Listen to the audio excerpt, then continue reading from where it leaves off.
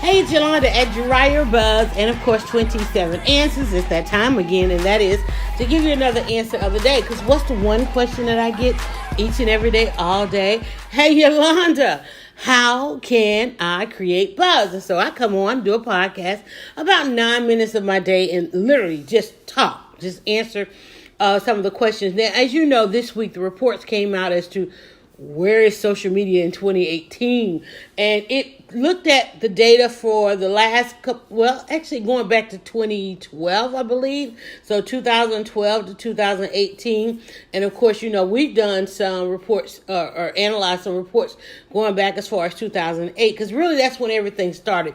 That's when we all went from the flip phone to the smartphone, never mind those early adopters that had the Blackberries and all that kind of stuff. They weren't necessarily using social media for business.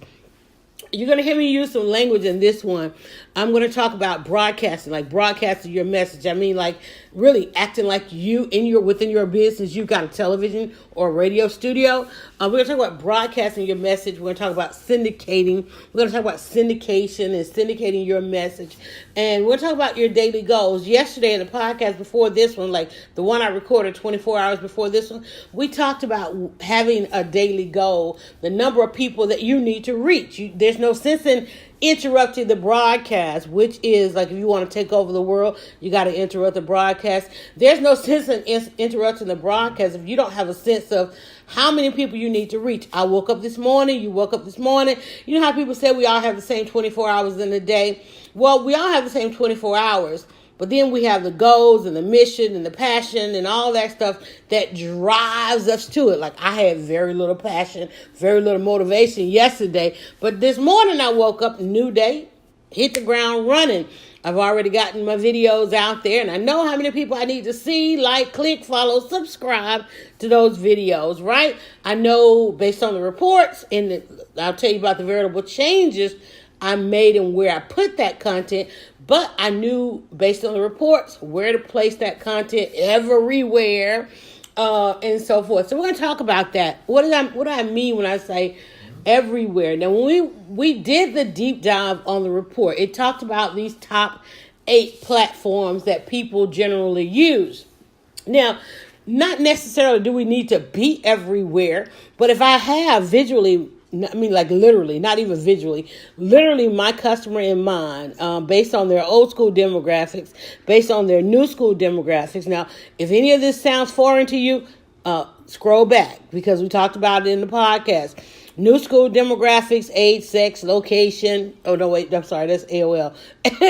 Age, sex, gender, income, old school demographics, new school demographics, what television shows they watch, when do they watch those television shows, what kind of recreation, other things. Taste things that they like. What do people like? There's a reason that you are clicking like on all of these different platforms because that information is generating data.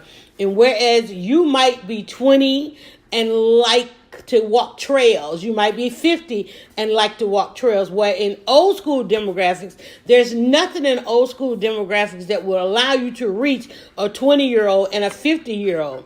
Except for if you're selling something that they need on trails, walking trails, then therefore you need to get to a platform that speaks to both of those, right?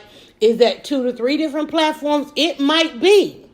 It depends on which demographics you're working with. Okay. It's still simple. It can be simple. All right, halfway through this, where do you need to, where do we all need to place our content? Now, there were top 8 platforms out there. The top 2, okay. What I learned is that the top platform still to this day is YouTube. Second platform, based on the report of 2018, and it made some predictions for the future based on some indicators of the past. Facebook. Okay, now I know there's a lot of conversation with Facebook, their narrative, their story, and so forth. It seems like they might be in some trouble. They may not. They may be going one direction. They may not. They may switch it up. But what we do know about Facebook is you can pretty much curate the following. You can curate the audience that you need of it. You still can get around the algorithms just a little bit. You still can get around the crazy, whimsical ways of Mark Zuckerberg. He was testifying the other day, so the numbers, the following, the exposure was on fleek. When he be careful, because he'll get back to his office and lock it back down. Also, and my dog's trying to get like all of my attention while I do this. Like I said, we do this in one take, and I try to do it live and like let it go. Okay. But what I love paying attention to was the numbers based on Twitter. While Twitter was floating around, what I loved about Twitter is I can place a Facebook link on Twitter, an Instagram link on Twitter, a LinkedIn link on Twitter, and it let me know the percentage of people that might see those links, who actually had accounts on those platforms and would be willing to leave Twitter to go to those platforms. What we did not see in the report was the live streaming options. And unfortunately with data, you have to kind of go 2 years ahead to look backwards. So I didn't see the live streaming platforms. Now, yeah, YouTube was on there, Facebook was on there, but it didn't talk about live streaming content. We still don't have real data. We got real-time data, whereas, let me tell you how to get some real-time data, because this is where you need to be. You need not wait till 6 months into the year for a report to come out to tell us how we need to act the rest of the year. You need to go onto your social media on all these different platforms that offer you live opportunities. If you've not already curated a live following, because something we told you 10 years ago is that live is number one. I wish I could do this audio live now, but Facebook has pulled Facebook audio back. It was about to blow up the new iPhone 10. They were like, okay, we might not want to blow up the iPhones, so let's just figure out what's going on with that and then put it back. So what you might want to do is go push that button. So we've got, now think about it, we've got old school demographics. We've got new school demographics, meaning like your interests, your taste, the things that you like. But then we also got real-time data. If I really wanted to know how my following responded to live information, I'd go live. Guess what I did this morning?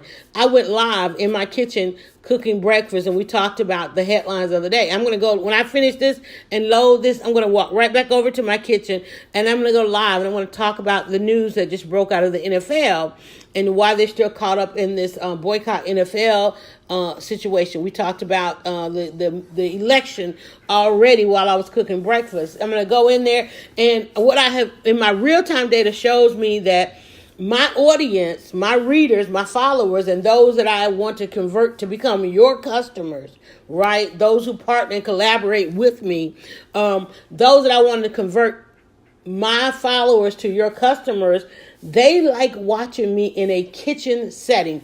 I've got real-time data on the views, the comments. I can go into my kitchen for 15 minutes and end up with X amount of comments, X amount of reach, because if you listened the other day, I know how many people I need to reach. I'm not going to sit here and not do the things, and I hope you don't sit there and not do the things to get to that reach. I know particularly when I do my calls and I've got X client this or X collaboration there, and they've got X amount of events coming up the rest of the season, this summer season, and they need to get in front of X amount of people, I can say to them, here's how I'm going to do that. On Tuesday and Wednesday, I'm going to do the book club in the kitchen, and we're going to talk about them coming to your product. 15 seconds in there. Listen, we're going to wrap this up in the next one on Thursday, tomorrow, 24 hours after this one. Please make sure that you hit that follow, like, and share button.